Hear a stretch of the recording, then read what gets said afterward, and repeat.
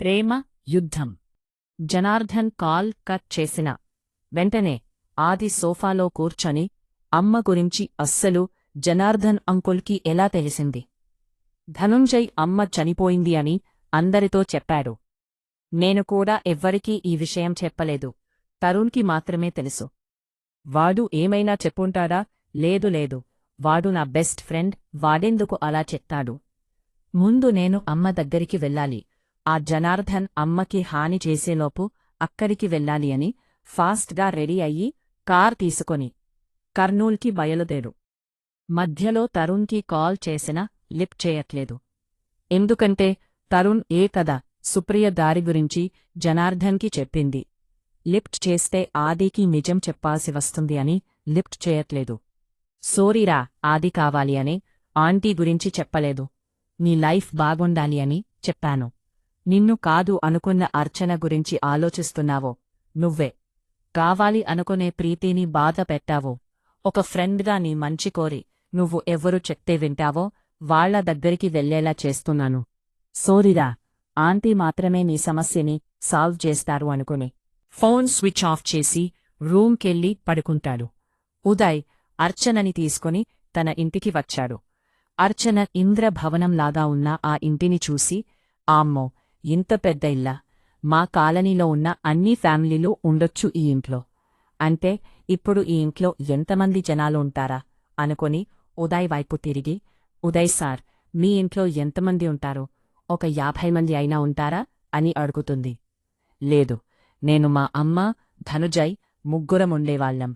ఆయనకి health బాలేక treatment కోసం US వెళ్లారు. ఇప్పుడు నేను ఒక్కడిని ఉంటాను. తాతయ్య వచ్చారు కదా, ఆయన కూడా ఉంటారు. పద అని ముందుకు నడుస్తారు. అర్చన వర్మగారి పేరు విని అక్కడే ఆగిపోయింది. అయ్యయ్యో దేవుడా, ఆ లయన్ ఈ ఇంట్లో ఉంటారా? ఇప్పుడు నన్ను చూస్తే సింహం జింకపిల్లని చూసినట్టు కోపంగా చూస్తారు అని ఆలోచిస్తుంటుంది. ఉదయ్ కొంచెం ముందుకు వెళ్ళి అర్చన రాకుండా వెనకే ఉండడం చూసి అర్చన దగ్గరికి వచ్చి, ఏంటి స్టాచ్యూల ఇక్కడే నిలబడ్డావు? రా, వెళదామంటాడు. నేను రాను, లోపల ఆ లయన్ ఉంటాడు అని ఏడుపు మొహం పెట్టి చెప్తుంది అర్చన. లయన్ హా, ఎవరు అని ఆలోచించి, ఓ తాతయ్యానా? ఆయన చూడానికి అలా ఉంటారు తప్ప ఆయన చాలా మంచివాడు. ఏదో నామీద ప్రేమతో పొద్దున్న అలా మాట్లాడారు ఆఫీస్లో. అయినా నేను ఉన్నాను కదా, భయపడుకురా అని చెయ్యి పట్టుకుంటాడు. అహా, నేను రాను అని చెయ్యి విడిపించుకుని వెనక్కి పరిగెడుతుంది. అర్చన అలా పరిగెత్తడం చూసి సెక్యూరిటీ మొత్తం అర్చన చుట్టూ చేరుతారు. ఉదయ్ని విడిపించుకొని వెళ్లేసరికి వాళ్లు గొడవ పడ్డారేమో, ఉదయ్ని ఏదైనా చేస్తుందేమో అనుకున్నారు సెక్యూరిటీ వాళ్లు. చుట్టూ ఉన్న సెక్యూరిటీని చూసి, అయ్యయ్యో దేవుడా, ఏంటి వీళ్ళు నన్ను చంపేస్తారా అనుకొని ఆగిపోతుంది. అప్పా ఉదయ్ ఫాస్ట్గా వచ్చి, గైస్, తను నాకు కావాల్సిన మనిషి, మీరు వెళ్ళిపోండి అంటాడు. వాళ్లు మళ్ళీ వాళ్ల పొజిషన్కి వెళ్ళిపోతారు. అప్పా ఉదయ్ అర్చనని 2 చేతుల్తో ఎత్తుకొని తీసుకెళ్తారు. సార్, మీరు నన్ను ఎందుకు ఎత్తుకున్నారు? ఆ సింహం నన్ను మీరు ఎత్తుకోవడం చూస్తే నన్ను చంపేస్తారు, వదలండి అంటుంది. అర్చన నామీద నమ్మకముంటే సైలెంట్గా ఉండు అంటాడు. ఉదయ్ మెడ చుట్టూ చేతులు వేసి సైలెంట్గా ఉంది.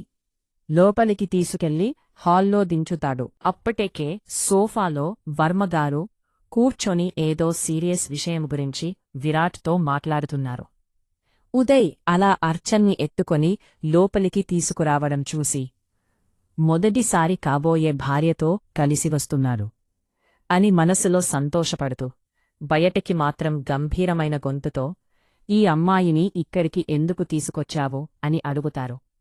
ఆ వాయిస్ విని అర్చన భయంగా ఉదయ్ వెనకాల దాక్కుంటుంది. తాతయ్య, అంత సీరియస్గా ఉండకండి, తను భయపడుతుంది.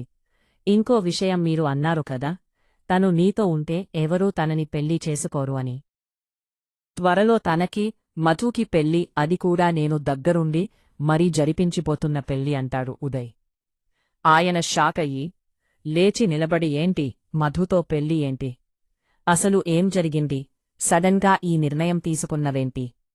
ఓహో, ఎవరూ చేసుకోరు అన్నాను అని నీ ఫ్రెండ్ని బకరాని చేసి బెదిరించి పెళ్లి చేస్తున్నావా అంటారు వర్మ. లేదు, నేను బెదిరించలేదు, భయపెట్టలేదు. వాడు మధుకి బావవుతారు. అన్ని విషయాలు తెలిసి పెళ్లికి ఒప్పుకున్నారు అని ఈవెనింగ్ రెస్టారెంట్లో మధు, ఉదయ్ మాట్లాడుకోవడం గురించి మొత్తం చెప్తాడు.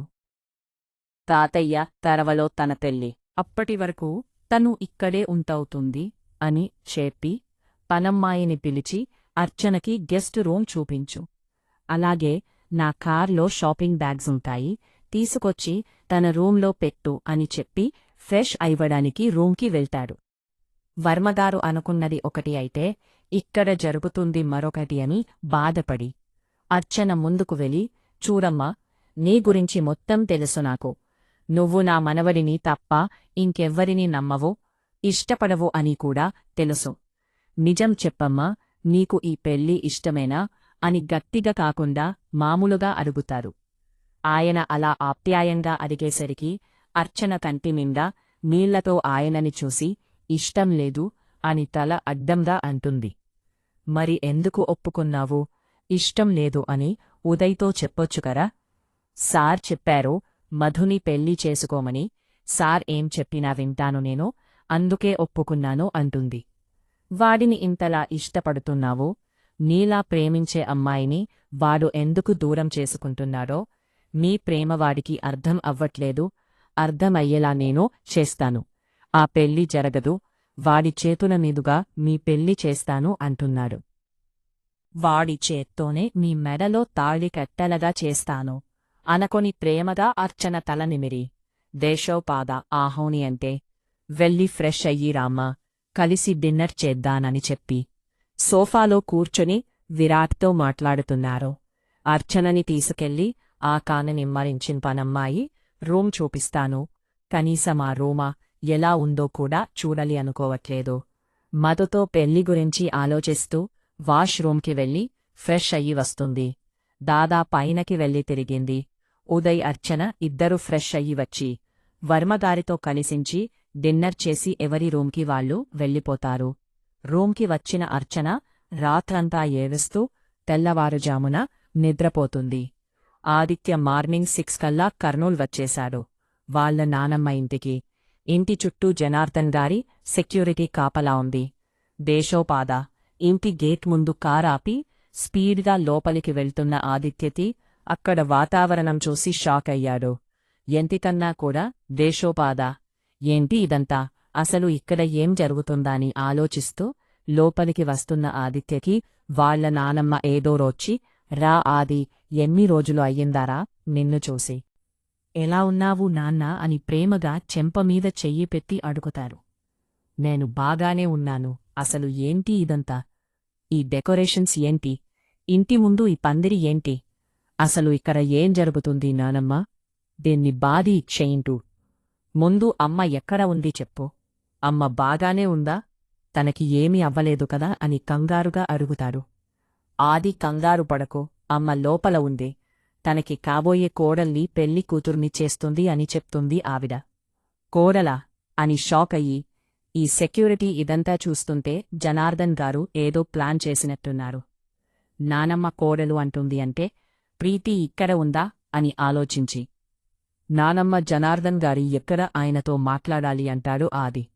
అప్పుడే లోపల నుండి హుందగా నడుచుకుంటూ వస్తూ, రే, ఎంతసేపురా ఇంకా, త్వరగా కానివ్వండి, ముహూర్తానికి టైం అవుతుంది అని అందరినీ తొందర పెడుతున్న జనార్దన్ ఆదిని చూసి, రా అల్లుడురా, ప్రయాణం బాగానే జరిగింది అనుకుంటూ, చాలా తొందరగా వచ్చేశావు. మా కార్ మరి అంత స్పీడ్గా డ్రైవ్ చెయ్యకు అల్లుడు. నీకు ఏదైనా అయితే నా కూతురు ఎంత బాధపడుతుందో తెలుసా అంటారు ఆయన. ఆది ఆయనని చూసి కోపంగా, అసలు మీరు ఇక్కడేం చేస్తున్నారు?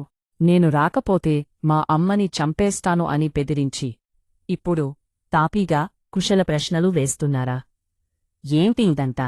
భయపెట్టి బెదిరించి నాకు మీ అమ్మాయికి పెళ్లి చెయ్యాలి అని చూస్తున్నారా?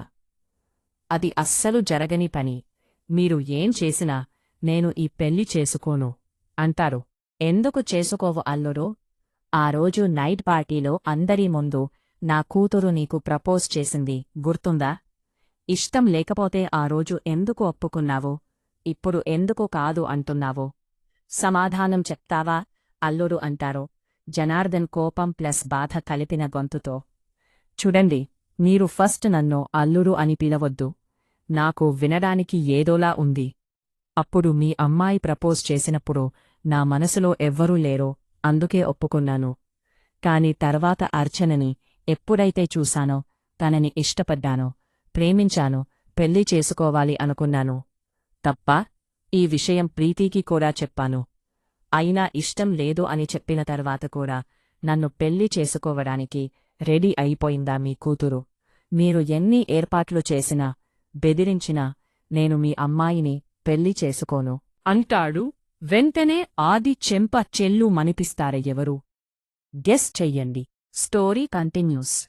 Subscribe to our channel. Thanks for watching.